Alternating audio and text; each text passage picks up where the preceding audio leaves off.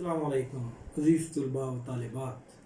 اس سے قبل کے لیکچر میں ہم نے رومانی تنقید پر مفصل روشنی ڈالی، اس کے ساتھ ساتھ رومانی تنقید کی تعریف کے ساتھ ساتھ رومانیت کے فکر نظام پر بھی روشنی ڈالی ہے۔ فکر نظام پر روشنی ڈالتے ڈالتے ہم نے جانا کہ شاعری قومی جذبات کے بے ساختہ چھلک جانے کا نام ہے۔ رومانیت میں جذبات اور شدت پسندی کو اہمیت دی گئی، جبکہ کلاسیکیت میں اصول پرستی اور اقلیت کو اہمیت دی گئی۔ دراصل رومانیت کلاسیکیت کو رد کرتی ہے۔ یہ تمام باتوں کو ہم نے پچھلے ویڈیو میں یعنی پچھلے لیکچر میں ہم نے پڑھا ہے۔ آج کے لیکچر میں ہم رومانیت اور کلاسیکیت کیا ہے اس کو جاننے کی کوشش کریں گے۔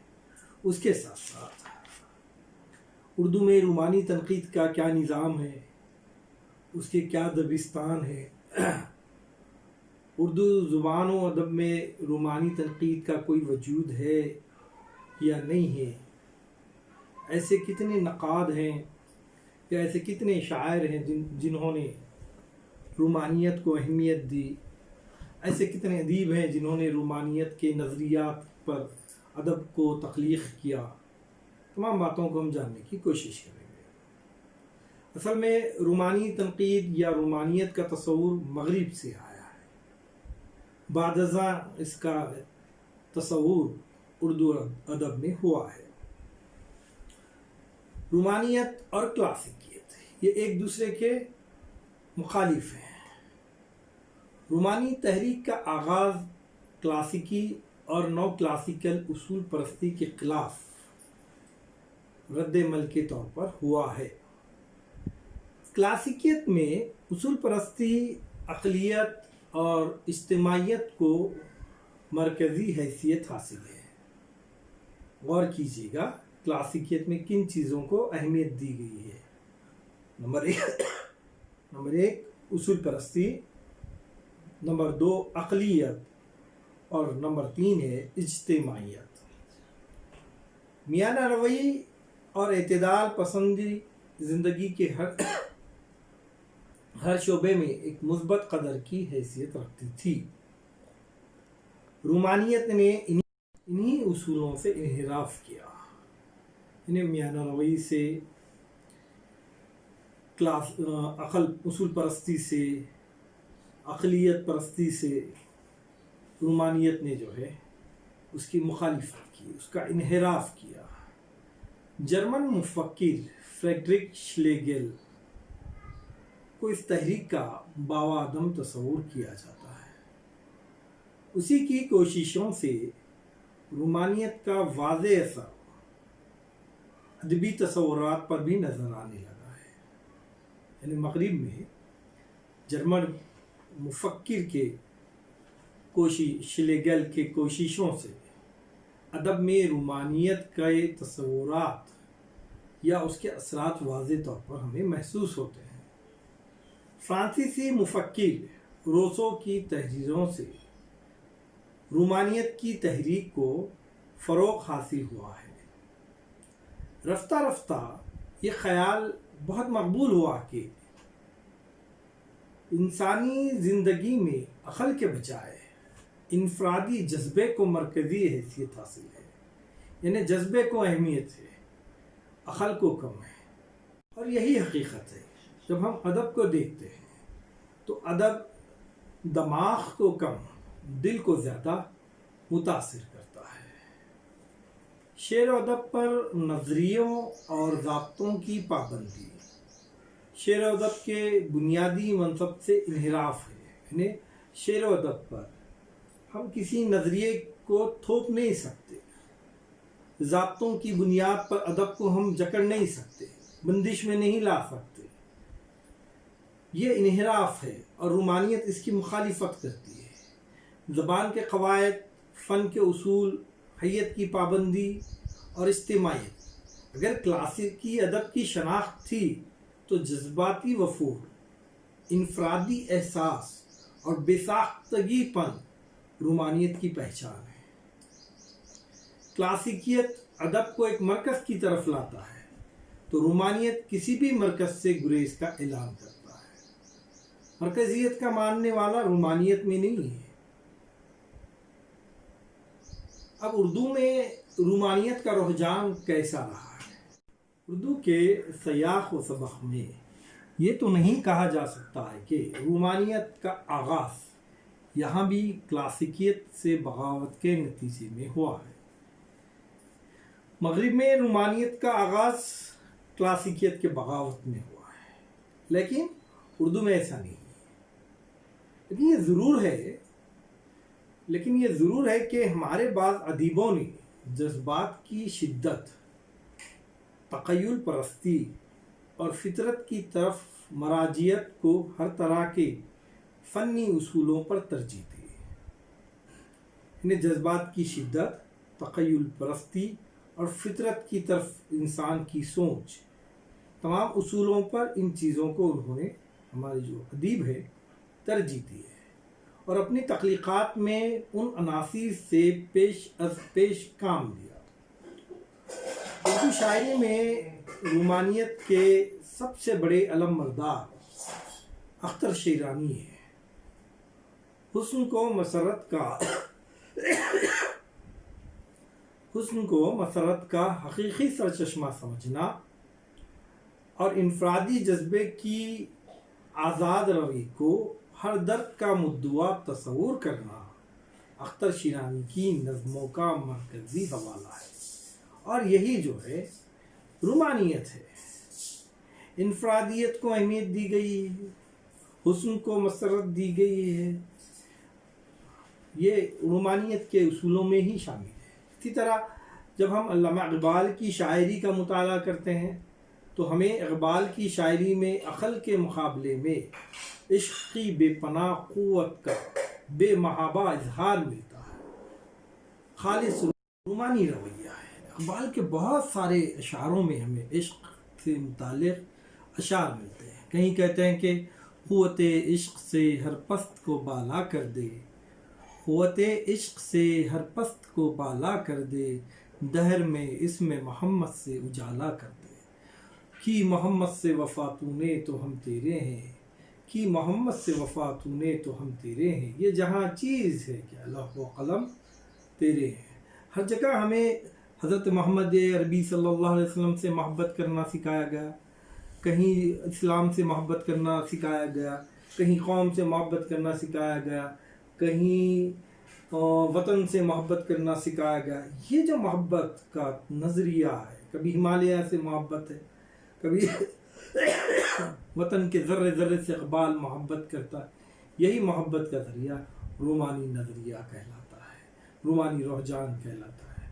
جوش ملی آبادی اگرچہ ترقی پسند شاعر ہے، ترقی پسند شاعروں کے پاس ترقی سے متعلق اشعار ہے، وہ جو ہے اشتراکیت کے اصولوں پر ہی جو ہے اپنے اشعار کو کہیں گے، لیکن ان کی اکثر نظمیں فطرت اور نسوانی حسن کہتے ہیں، جذباتی رویہ رومانیت کی یاد تازہ کر دیتا ہے۔ شاعر انقلاب کے ساتھ ساتھ جوش کو شاعر شباب ان کے اسی رومانی رویے کے سبب کہا جاتا ہے۔ یہ تو تھا شاعری سے متعلقہ۔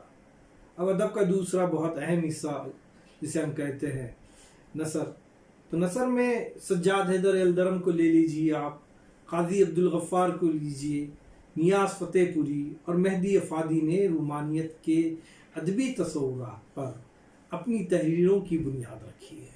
ان کی جب ہم ناول پڑھتے ہیں تو ہمیں رومانیت نظر آتی ہے، عشق و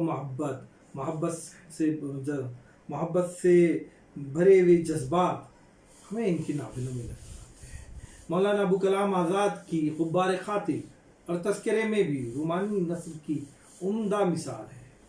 انفرادیت پر حد سے بڑا ہوا اصرار اور بے مہار تخیل مولانا آزاد کی نثر کی وہ خصوصیت ہے جس کے سبب انہیں رومانیت کا نمائندہ کہا جا سکتا ہے۔ اب اردو میں رومانی تنقید کا تصور کب سے آیا؟ اردو زبان میں رومانیت کی تحریک اتنی باضابطہ اور منصوبہ بند طریقے سے نہیں شروع ہوئی جیسے جرمنی اور فرانس میں ہوئی، اس لیے اردو کی حد تک تنقید کے اس دبستان کے اصول بہت مستحکم نہیں ہے۔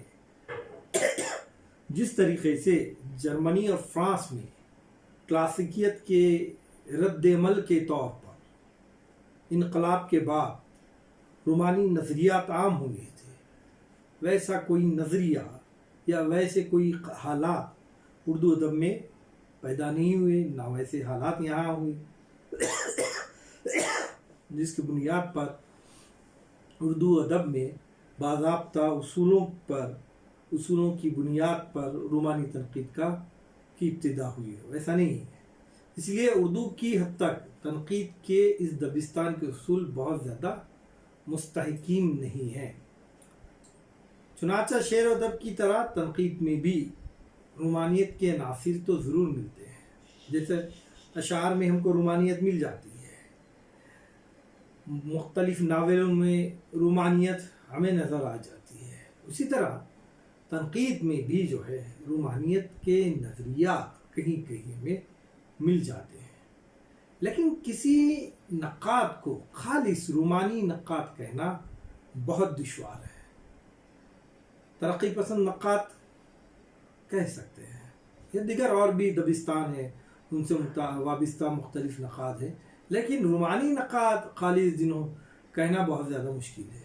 دوسری وجہ اس صورتحال کی یہ بھی ہے کہ اردو کے نقادوں نے کسی بھی نظام فکر کی پابندی اس شدت سے نہیں کی کہ دوسرے نظام فکر یا دبستان سے خود کو یکسر علیحدہ رکھے، یعنی اگر وہ صرف اور صرف رومانی تنقید سے وابستہ ہے اور دیگر اور جو بھی نظریات ہیں اس کو انہوں نے کبھی نہیں اپنایا، ایسے نقاد اردو ادب میں نہیں۔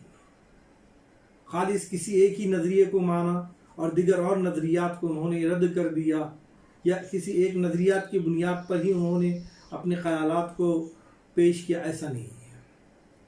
چنانچہ اکثر یہ ہوتا ہے کہ ایک نقاد کی مختلف تحریروں میں، خاص کر اردو میں بول رہا ہوں میں، چنانچہ ایک نقاد کی مختلف تحریروں میں سماجی، تاریخی، نفسیاتی اور حیاتی تنقید کے عناصر بیک وقت ایک ساتھ ہمیں دیکھنے کو ملتے ہیں۔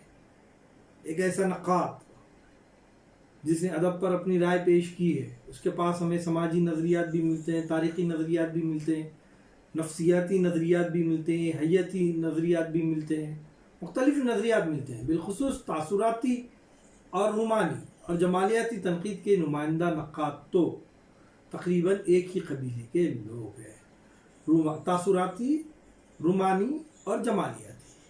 ایسا محسوس ہوتا ہے کہ ان کے نظریات، ان کی سوچ، ان کی فکر تقریباً ایک ہی ہے، گویا یہ ایک ہی قبیلے کے لوگ ہیں۔ تنقید کے ان تینوں دبستانوں کی حدیں کہیں نہ کہیں ایک دوسرے سے بہت قریب آ جاتی ہے۔ جذباتی کیفیت اور حسن پرستی کے عناصر ان تینوں دبستانوں کو ایک ہی رشتے میں پرو دیتے ہیں۔ کون سے تین دبستان؟